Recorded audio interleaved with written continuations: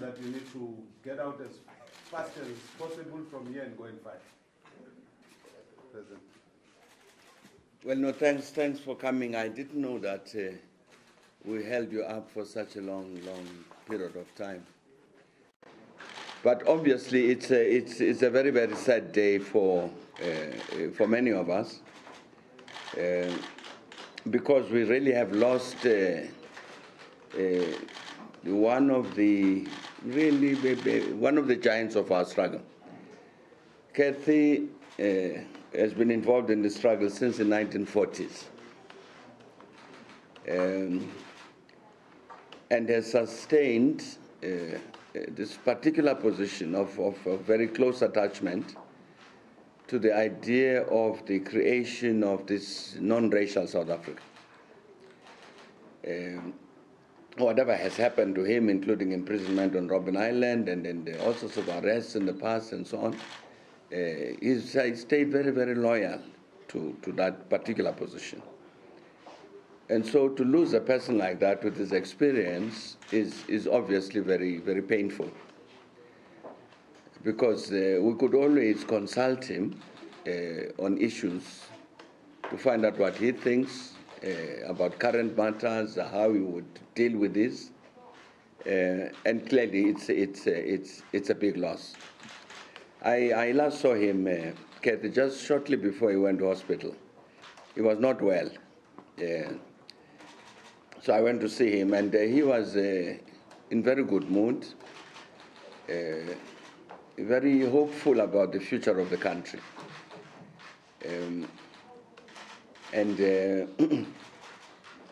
quite determined, frail as he was, quite determined to continue to make his contribution in terms of the resolution of the challenges the country is facing. And shortly after I'd seen him, he was taken into hospital. So, as you know, he'll be buried tomorrow. All of us will be at the funeral, have to be, because it's important that we do indeed say this final farewell to, as you would recall, Kathy is one of the last three remaining prisoners from the Rivonia trial. There are two of that generation that are still alive. And so as I'm saying that to lose a person like that really means a great loss.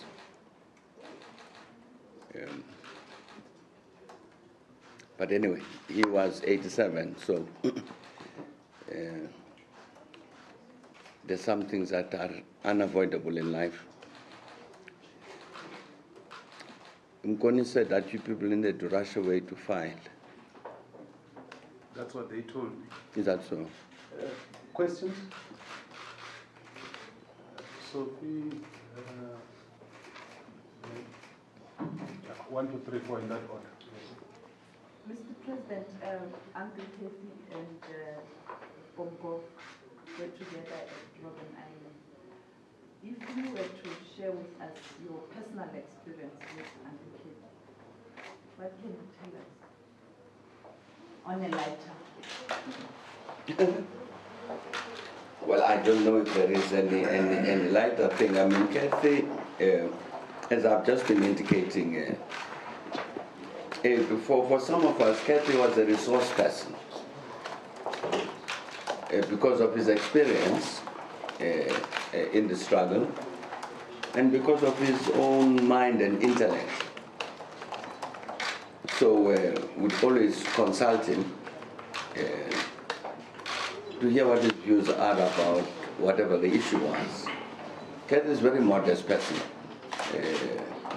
Not a person who wants to shine or anything like that, but carried in him a lot of depth of knowledge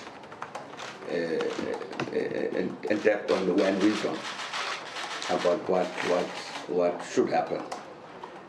So, well, I don't know about light moments, but I've known him personally, Kathy, since the 1960s,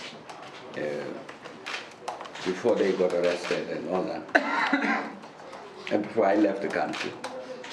And he's always been, as I say, always been to me that resource person.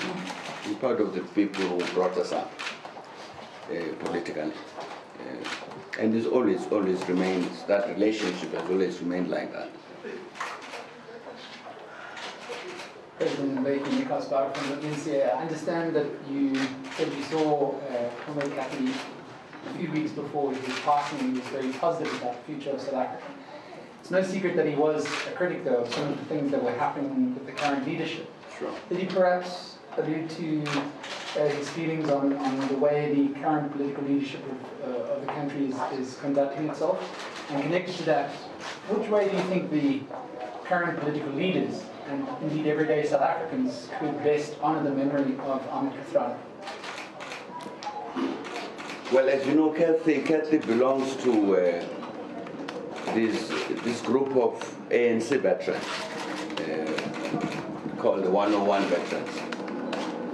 And so his own view, the last time I met him, was that intervention by the veterans was important, and that he hoped that it would succeed in terms of ensuring that the ANC addresses the challenges that it faces, it corrects the mistakes that it has made, and certainly he, personally, Kathy, was very, very keen that that process led by the veterans should succeed.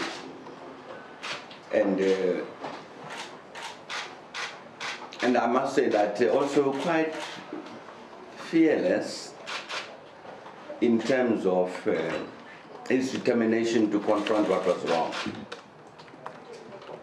in the ANC. So, but really basically what he was hoping for was that that process of the veterans, among whom he belonged, would help to produce the right results. And how best to honour his memory, President Mbeki? How best should the I think Kathy was correct. That, I mean, indeed, I think if what the veterans have said publicly they want to achieve in terms of their engagement with the ANC leadership, including on the matter of a national consultative conference, that if that process succeeds, actually to confront very directly, in the manner that Kathy wanted, very directly the challenges that the ANC and the country are facing, I think that would be the best tribute to Kathy. That process proceeds, the ANC veterans and the ANC leadership engage one another in order to come out with solutions to the many challenges the country faces.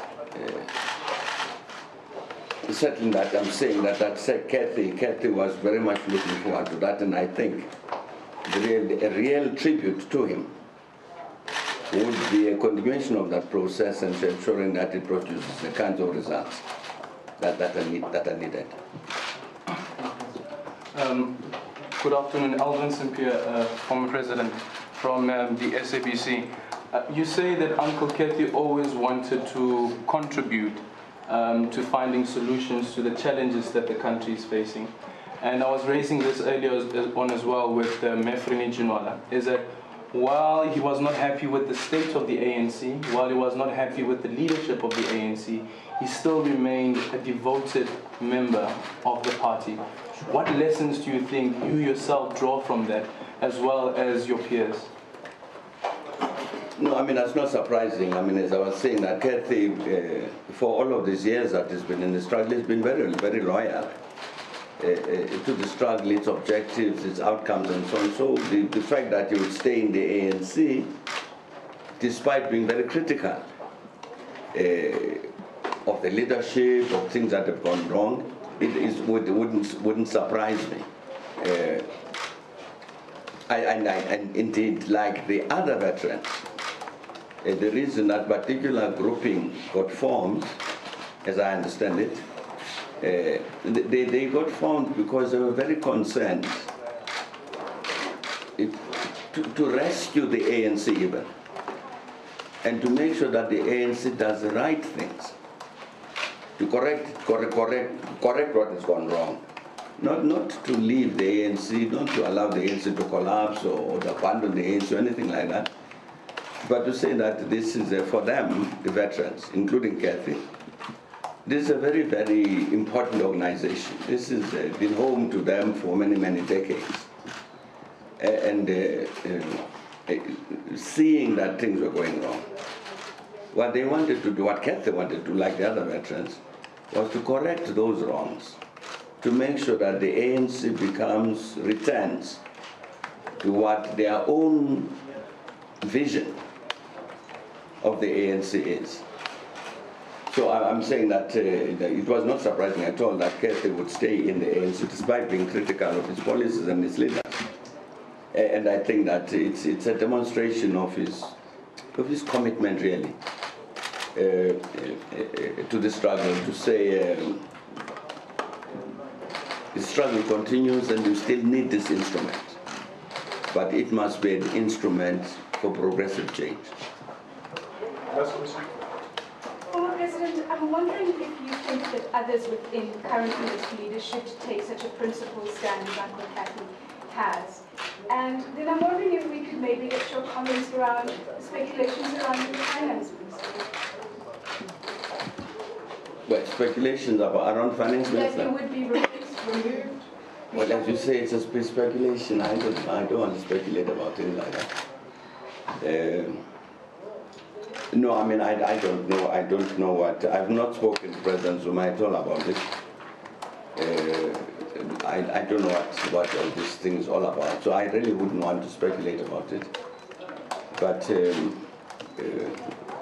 I think we just have to wait and see what the government does. Thank you very much. And we can promise you that next time we'll be in. I'm going to there will be no next time because nobody else is going to die. No.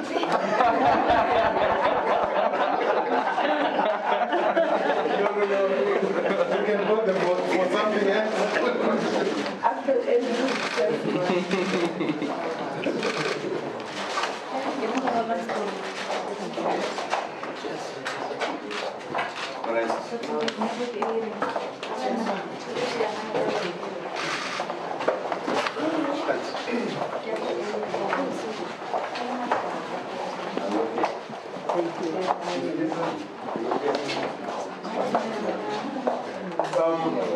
we need this room for another meeting.